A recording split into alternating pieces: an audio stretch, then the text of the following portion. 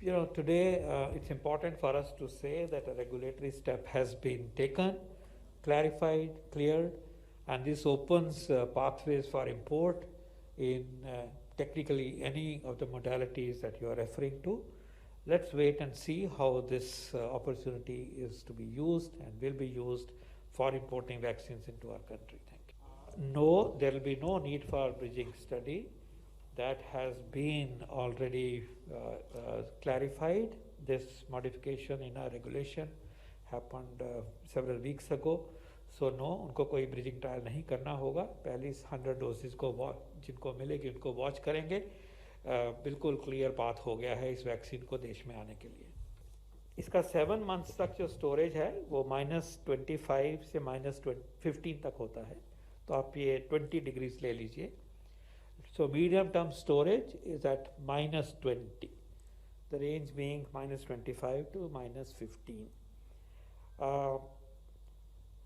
अगर एक unopened vaccine की वायल है उसको 2 से 8 डिग्री तक मतलब नॉर्मल कोल्ड चेन में अगर रखें तो ये हम 30 दिन तक ऐसे रख सकते हैं. Okay, so 7 month storage long term -20 and normal cold chain conditions for a period of 30 days जो है ये इसकी नॉर्म है. इसकी 2 डोजेस हैं और इन 2 डोजेस को 4 वीक्स अपार्ट दिया जाता है, 28 डेज अपार्ट दिया जाता है. मैं आप लोगों की दृष्टि में लाना चाहूंगा कि जो एफर्ट किए गए हैं फील्ड स्थाई पर और पूरे जो वैल्यू एडेड चेन जो हमारा end to end vaccine administration जो कार्यक्रम है उसके तहत अगर हम देखें तो जहां यूनाइटेड किंगडम में starting of vaccination was done on 8 दिसंबर, इसी तरह से और जो डेवलप्ड देश हैं जैसे यूनाइटेड स्टेट्स जिसमें 14 दिसंबर को शुरू हुआ, इटली में 27 दिसंबर को शुरू हुआ, जर्मनी और फ्रांस में 27 दिसंबर को शुरू हुआ वह कार्यक्रम, और इंडिया में हमने अपने रिसर्च ऑर्गेनाइजेशन और मैन्युफैक्चरिंग कैपेसिटी का इस्तेमाल करते हुए 16 जनवरी को जब यह कार्यक्रम शुरू किया, तो आज हम देखते हैं कि जहां यूनाइटेड किंगडम में total doses as per the available data is around 7.7 crore, उसी तरह से यूनाइटेड स्टेट्स में जहां 32.44 करोड़ डोजेज दी गई हैं, इटली में अराउंड 5 करोड़, जर्मनी में अराउंड 7.2 करोड़ और फ्रांस में अराउंड 5.25 करोड़. और उसके कंपैरिजन में हम देखें कि चाहे हमने थोड़े से लिमिटेड डिले के साथ भी शुरू किया, आज हम देखते हैं कि हमने यूनाइटेड स्टेट्स को भी सरपास करके 33 करोड़ से अधिक डोजेज इस देश में अपने नागरिकों को प्रोवाइड की हैं. इसी तरह से एक चर्चा हम सबके बीच में इससे पहले भी हुई है कि रूरल और अर्बन डिवाइड तो नहीं है. उस विषय में मैं आप लोगों की दृष्टि में लाना चाहूंगा. अगर हम देखें कि रूरल प्रांत में जो हमारे सेंटर्स हैं वर्सेस अर्बन प्रांत में जो हमारे सेंटर्स हैं, और माने कि उन सेंटर्स में रूरल और अर्बन पॉपुलेशन आती है, तो हम देखें कि हमारी रूरल की कवरेज 9.72 करोड़ डोजेज है 1 मई टू 24 जून, जो यानी कि 56% है, और अर्बन की 7.68 करोड़ डोजेज है जो कि 44% है.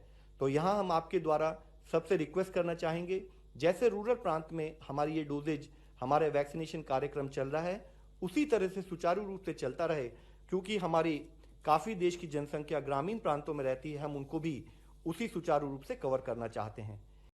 यहां मुख्य विषय हम आप लोगों की दृष्टि में लाना चाहेंगे, फील्ड स्थाई के जितने हमारे फंक्शनरीज हैं उनके सपोर्ट से हर तरह से कोऑर्डिनेशन करते हुए अगर हम देखें तो जनवरी में औसतन हमने 2.35 lakh doses per day cover की. फरवरी के माह में वह बढ़ते बढ़ते 3.77 लाख डोजेज बढ़ चुकी थी. मार्च में 16.39% लाख डोजेज पर डे, और अप्रैल में वह बढ़ते बढ़ते 29 approximately 30 lakh doses per day के औसतन तरीके से हम लोग वैक्सीनेशन करते आ रहे थे. मई में हमने देखा कि उसमें कुछ डिक्रीज नोट किया गया है 19.69 लाख डोजेज पर डे, लेकिन continued efforts in coordination state. अब हम देखें तो 28 मार्च और जून तक पिछले इस जून के महीने में औसतन 40 लाख से अधिक डोजेज प्रतिरोध देश में दी जा रही हैं. इसके एफर्ट्स के रूप में आप देखना चाहें तो देखेंगे कि अप्रैल के माह में टोटल वैक्सीनेशन जो हुआ डोजेज जो दी गई वह थी 8.99 करोड़ डोजेज, मई में 6.1 करोड़ डोजेज और जून में अब तक 10.75 करोड़ डोजेज दी जा चुकी हैं.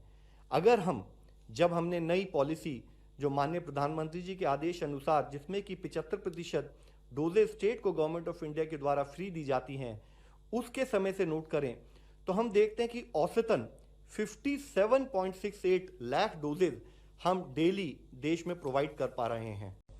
एक स्थाई पर देश में जो केसेस आ रहे हैं उसमें कमी नोट की जा रही है। दूसरे स्थाई पर हमारी मेडिकल फ्रेटर्निटी और हमारे फील्ड फंक्शनरीज के कोऑर्डिनेशन का एफर्ट के रूप में हम देख रहे हैं कि देश की रिकवरी परसेंटेज भी बढ़ती जा रही है।